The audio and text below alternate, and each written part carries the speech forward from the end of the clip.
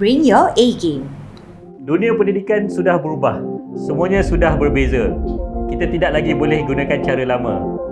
Snap telah merupakan satu game changer. Pengajaran dan pembelajaran akan menjadi lebih menarik.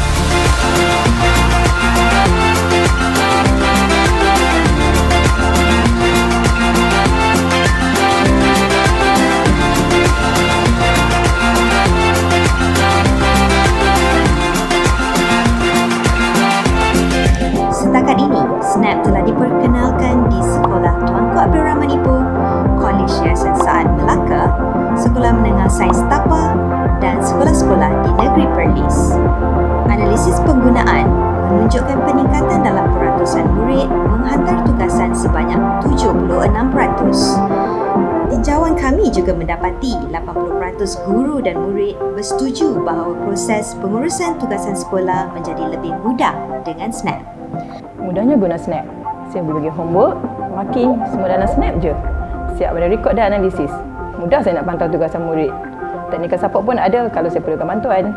Based on my experience, Snap is the coolest app I've ever seen. We can play games while learning new things and even send our works with just a few clicks. In short, Snap makes my life easier. Kelebihan menggunakan Snap: langganan percuma, integrasi dengan Google Classroom, rekod dan analisis pencapaian, perincian gamifikasi, program ganjaran, serta 50% pendapatan hasil iklan akan disalurkan kepada pihak sekolah. Anda berminat? Edry sedia membantu.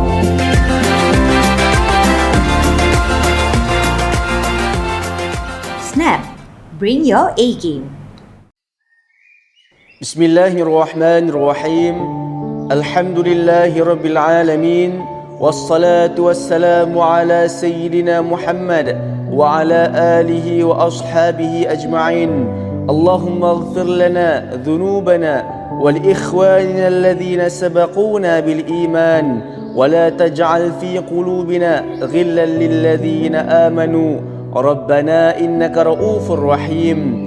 Ya Allah, Ya Rahman, Ya Rahim, sesungguhnya kami melahirkan rasa kesyukuran di atas kurniaan-Mu yang tidak ternilai. Jadikanlah kami hamba-hamba-Mu yang sentiasa bersyukur di atas nikmat yang melimpah ruah kepada kami. Kami juga amat bersyukur kerana dapat berada dalam satu majlis ilmu yang sangat bermanfaat ini, iaitu Snap at Chuping Valley Accelerator Educational Program 2022. Ya Fattah, Ya Alim, sesungguhnya Engkau Maha mengetahui bahawa kami di sini ingin menimba ilmu-Mu yang sangat luas bagi mengembangkan potensi kami sebagai hamba-Mu yang Engkau redai. Justru berkati, rahmati dan mudahkanlah urusan program kami ini, Ya Allah. Kurniakanlah kepada kami segala ilmu yang bermanfaat. Sinarilah hati-hati kami dengan cahaya dan hidayah-Mu. Semoga dengannya kami mudah menerima dan menghayati serta mengamalkannya. Ya Dzal Jalali wal Ikram, kurniakanlah kepada kami kesihatan anggota, kecergasan minda, ketenangan jiwa, kekuatan semangat. Semoga dengannya kami mampu mendepani cabaran, berdaya saing dan mampu mengangkat martabat diri, keluarga, organisasi, masyarakat dan negara kami. Rabbana atina fid dunya hasanah wa fil akhirati hasanah wa qina adzaban nar. Wa sallallahu ala sayyidina Muhammad wa ala alihi wa sahbihi wa sallam. Walhamdulillahi rabbil alamin. Seterusnya dari SK Jalan Raja Said Alwi dengan tajuk Amalan Terbaik PDPC yang akan disampaikan oleh Cikgu Muhammad Tarmizi bin Mat Ros.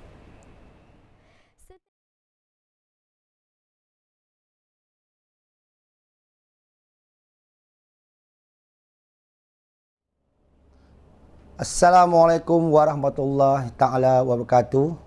Salam sejahtera, salam #09educator dan salam keluarga Malaysia. Selamat petang, apa khabar anda semua? Pada petang ini, saya Muhammad Tarmizi bin Ma'rus dari SK Jalan Raja Sialwi akan membentangkan amalan terbaik PDPC dalam pendidikan sains tahun 3. Untuk PBL bagi kali ini, saya membawa tajuk ataupun tema alam kehidupan dengan tajuk gigi bagi membina model gigi untuk kefahaman murid-murid kita dengan menggunakan konsep PBL ini. Baiklah, kita teruskan dengan slide yang kedua. Sebelum saya nak mengupas dengan lebih lanjut, dengan lebih detail berkenaan dengan apakah itu PBL, marilah sama-sama kita kenal pasti dulu apakah makna ataupun definisi PBL ini dalam konteks pendidikan. Sebenarnya tuan-tuan dan puan-puan, pembelajaran berdasarkan projek menjurus kepada penghasilan produk bagi menyelesaikan masalah kehidupan sebenar. Di mana dalam pembelajaran sains, murid digalakkan untuk melakukan pembelajaran ini ataupun berdasarkan projek ini sekurang-kurangnya 2 kali setahun untuk memberikan kefahaman yang lebih jitu, memberikan kefahaman yang lebih detail, terutamanya untuk memberikan peluang kepada mereka supaya mereka mampu untuk memahami konsep ataupun tajuk-tajuk yang diajar oleh guru, terutamanya yang melibatkan tajuk-tajuk ataupun topik yang agak susah supaya mereka lebih faham dan akhirnya dapat menguasai topik itu di akhirnya.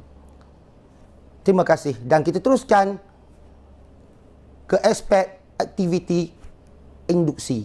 Dalam aspek induksi ini sebenarnya kita nak menggabungkan jalinan dengan aspek 4.1 iaitu unsur-unsur yang ada dalam SKPMG2 dimasukkan dalam set induksi ini iaitu guru sebagai perancang.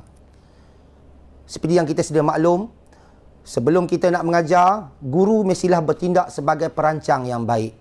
Kita perlu menyediakan rancangan pengajaran harian dan seterusnya menyediakan plan bagaimana pelaksanaan pengajaran itu kita akan jalankan pada hari itu. Dan set induksinya yang pertama sekali sangat-sangat penting dalam pelaksanaan PBL ini, di mana murid perlu dibahagikan kepada beberapa kumpulan, terpulanglah kepada guru dan kebijaksanaan guru masing-masing, sama ada nak mengadakan dalam bentuk kumpulan kecil ataupun kumpulan besar, tetapi mesti dalam bentuk berkumpulan dan perlu diadakan sesi soal jawab untuk set induksi ini. Kenapa perlu diadakan sesi soal jawab ini? Kerana guru perlu mencungkil pengalaman sedia ada murid-murid ini. Jadi kita nak tahu serba sikit apakah pengalaman-pengalaman sedia ada, pengetahuan sedia ada yang mereka ada berkenaan dengan tajuk yang kita akan ajar pada hari ini iaitu tajuk gigi. Baiklah, kita teruskan kepada slide yang seterusnya. Selepas set induksi ini, kita akan terus kepada aktiviti pengenalan. Dalam aktiviti pengenalan ini, guru memberi penerangan terlebih dahulu berkenaan dengan gigi ini. Penerangan ini berkenaan dengan apa itu gigi, murid diberitahu maksud gigi, jenis gigi yang ada dalam mulut kita dan juga fungsi bagi setiap gigi ini secara sepintas selalu supaya murid mendapat sedikit gambaran berkenaan dengan gigi, iaitu topik yang mereka akan jalankan projek sebentar lagi. Dan seterusnya, selesai saja aktiviti pengenalan itu, barulah kita teruskan dengan aktiviti pengembangan. Dalam aktiviti pengembangan ini, guru memberikan penerangan yang lebih jelas kepada murid bagaimana nak membina model gigi ini. Jadi guru menunjukkan simulasi ataupun tata cara bagaimana nak membina gusi dan juga gigi dengan susunan yang betul. Dan selepas simulasi itu dibuat oleh guru, murid diberikan bahan-bahan yang akan mereka gunakan. Di mana dalam projek untuk membina gigi ini, hanya 3 bahan saja yang kita perlukan. Cukup mudah, cukup murah, cukup simple, di mana rakan-rakan guru ataupun murid, ibu bapa boleh dapatkan di sekitar ataupun di rumah ataupun hanya dengan kos yang agak murah untuk membina model gigi ini. Iaitu kita memberikan mereka stroboard, kita memberikan mereka plastasi merah dan juga putih. Di mana stroboard itu untuk kita letakkan model gigi itu, plastasi merah itu kita gunakan untuk kita murid untuk nak membina model gusi, dan plastasi putih itu untuk murid nak membina sampel gigi, bentuk gigi yang mereka akan letakkan di atas sampel ataupun model gusi itu. Kemudian murid bergerak ataupun membina model gigi susu ini. Setelah bahan-bahan itu diberikan dan guru menyatakan bahawa jumlah bilangan gigi yang mereka perlu bina hanyalah 20 batang sahaja, sebab hanya gigi susu sahaja yang perlu mereka bina. Baik, seterusnya. Ini antara yang kita ataupun guru perlu ketahui. Selain daripada perancang tadi, guru juga perlu bertindak sebagai pengawal. Semasa pembelajaran itu berlaku, projek sedang berjalan, murid-murid sedang mengadakan aktiviti, guru perlu bertindak mengawal keadaan supaya keadaan kelas itu terkawal, tidak terlalu bising. Bising itu baik sebenarnya untuk pembelajaran, tetapi mesti ada kawalan supaya PMP itu dapat berjalan dengan baik. Dan seterusnya, guru bertindak sebagai pembimbing. Mungkin ada kumpulan atau murid-murid yang agak lambat ataupun kurang memahami. Jadi guru mestilah bertindak cepat ataupun mesti berinteraksi dengan murid-murid dalam kumpulan yang agak lambat tadi ataupun kurang memahami untuk membantu mereka, membimbing mereka, tunjukkan cara yang betul supaya mereka juga dapat membina model gigi itu seperti kumpulan yang lain. Baik, seterusnya. Bagi aspek 4.4, guru sebagai pendorong. Selain daripada pembimbing, guru sebenarnya kita mendorong, kita membantu murid, kita beri semangat pada mereka. Kalau mereka cakap, cikgu kami tak dapat buat benda ni cikgu, tak apa, kamu cuba. Walaupun kamu tak berjaya membuat seperti orang lain, tapi sekurang-kurangnya kamu mencuba. Jadi konsep pendorong itu sangat penting supaya kita dapat memberikan satu motivasi kepada anak murid kita supaya mereka juga bersemangat seperti pelajar-pelajar yang lain. Baik, seterusnya. Aspek yang seterusnya, aktiviti kolaboratif dan juga kooperatif. Dalam aspek 4.5 ini, murid sebagai pembelajar aktif. Jadi secara tidak langsung sebenarnya bila kita mengadakan projek ataupun murid mengadakan aktiviti secara berkumpulan ini untuk menghasilkan satu projek, ia secara tidak langsung menyebabkan murid-murid ini berkolaboratif secara satu sama lain, di mana dalam kumpulan itu mereka akan berkomunikasi secara berkesan, mulai tugasan, ada yang memberikan pandangan, ada yang memberikan pendapat. Jadi secara tidak langsung semangat kerjasama berpasukan itu telah wujud dan mewujudkan satu hubungan yang rapat antara mereka, walaupun sebelum ni mungkin mereka tidak rapat antara satu sama lain. Ini sebenarnya satu konsep ataupun yang perlu kita terapkan, di banyak nilai-nilai murni yang kita boleh terapkan semasa pembelajaran berasaskan projek ini. Baik, seterusnya. Apabila selesai semuanya pembelajaran ataupun projek yang telah pun dibuat oleh murid setiap kumpulan tadi, maka murid akan membuat pembentangan. Dan dalam sesi pembentangan ini, guru menjalankan pentafsiran. Sebenarnya semasa projek itu berjalan, sebenarnya guru sudah boleh membuat pentafsiran.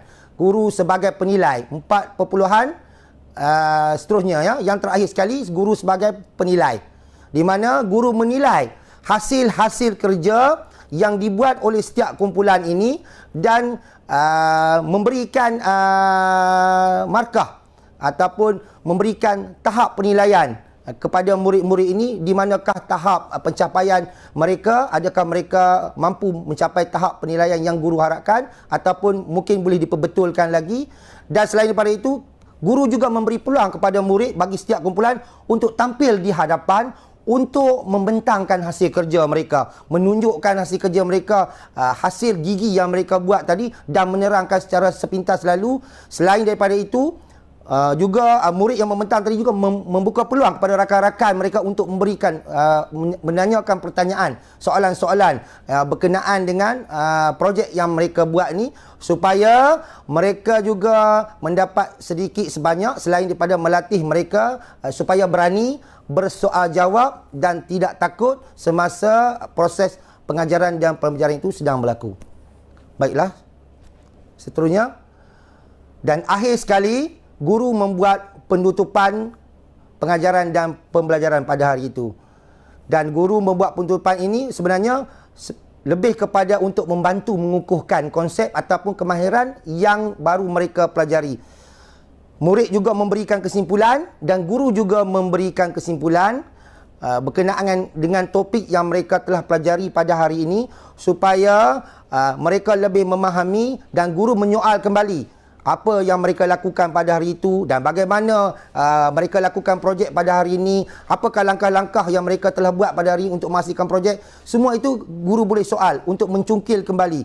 Sekiranya murid mampu menjawab sekurang-kurangnya 2 ataupun 3 jawapan yang guru soal, alhamdulillah, bermaknanya objektif pengajaran dan pembelajaran pada hari itu telah pun tercapai. Telah pun tercapai. Baiklah. Ini antara konsep ataupun koleksi PBL yang telah pun saya lakukan dalam pembelajaran sains bagi tahun 3, 4 dan 5. Jadi kalau tuan-tuan dan puan-puan nak tengok lebih jelas lagi berkenaan dengan koleksi-koleksi PBL ni, bolehlah layari di Facebook saya, Pengacara Tarmizi Bizi. Jadi saya rasa cukuplah untuk petang ini bagi pembentangan saya. InsyaAllah kalau ada umur yang panjang kita akan bertemu lagi. Wabillahi taufiq wal hidayah. Wassalamualaikum warahmatullahi taala wabarakatuh. Terima kasih dan jumpa lagi.